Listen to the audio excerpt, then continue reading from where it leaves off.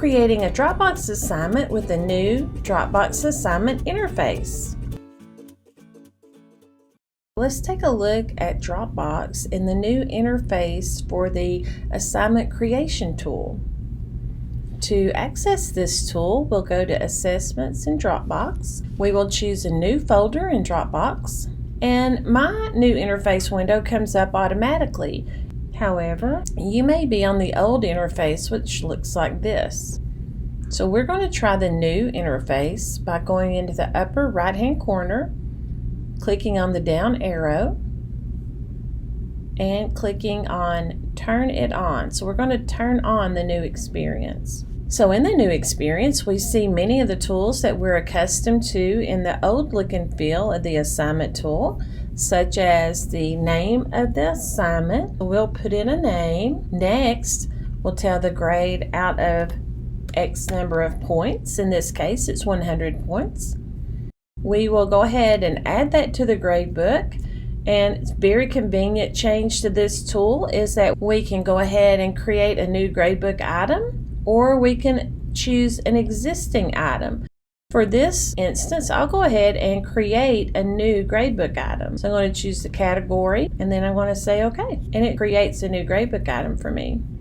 Then I'm going to go ahead and give it a due date, remembering that the due date is different than the end date, and we'll talk about that in a minute. I'll go ahead and put in instructions for the assignment. Below the instruction window, I have different choices on attachments I can make to this assignment. So I can pull a file, I can add a link, I can grab something from my Google Drive, or I can attach something from OneDrive. So lots of ways to make attachments to a assignment. To the right of that, I can also, if I choose to make a audio recording of the instructions or some other type of information I need to share with my students, I have a venue for that, as well as recording a video. Always a very powerful tool for your students to be able to see you giving them instruction. This is especially true in asynchronous classes, so that tool is there for you as well. Moving to the right-hand column under Availability Dates and Conditions, we see the start date. We'll go ahead and plug that in.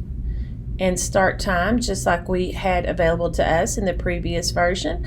And then also the end date. So the thing to remember about the end date is that's the date that the assignment will absolutely shut down for students. They will not be allowed to turn in anything under this assignment after November 30th at 11:59 p.m.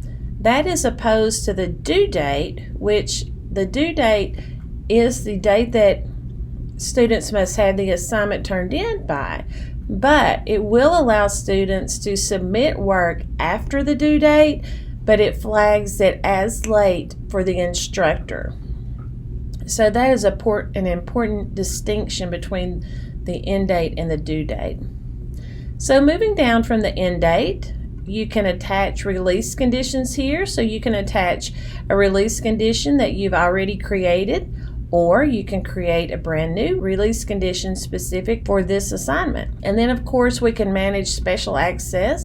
So we have students that need special access to this test. You can make that happen here. So I'll go ahead and choose a student, and I can set the due date to be a different date. I'll leave the start date as the same. I'll select a different end date.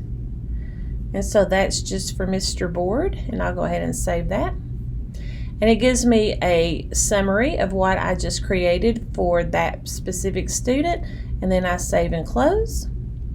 And once again, it lists the special access here for me to see that I have applied that to one of my students. So one user with special access. So we'll go ahead and fold that one up and look at submission and completion. So here we can choose the type of file that will be submitted. We can designate whether it will be an unlimited number of files or one file that can be submitted. We can put restrictions on what type of file they can submit, so a PDF or other type of file. We can set parameters on how the submissions are kept, and then we can send an email to ourselves or anyone we need to advise that an assignment has been turned in under the notification email section. So I'll just go ahead and put my email in there, and I'll go ahead and collapse this screen so we can move on to the evaluation and feedback. So here we can add a rubric, and the really neat thing about the new interface is we can actually create a brand new rubric straight from the assignment tool, and we can also add an existing rubric that we'd already created. We can manage our learning objectives here.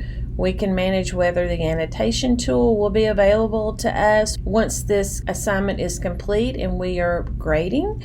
And we can also manage whether Turnitin will be assigned to this assignment or whether Turnitin will be applied to this assignment or not. Lastly, at the bottom of the screen, we can save and close, save and keep working on the assignment. Next to that, we can also manage the visibility of this assignment to students.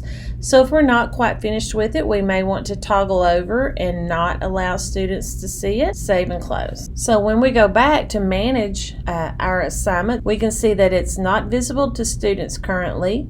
We do have special access set for one or more students, and we also have it tied to the gradebook with grade item SA1. When we're happy with the assignment and we're ready to reveal it to the students, we can just simply use the drop down arrow and choose Make Visible to Users.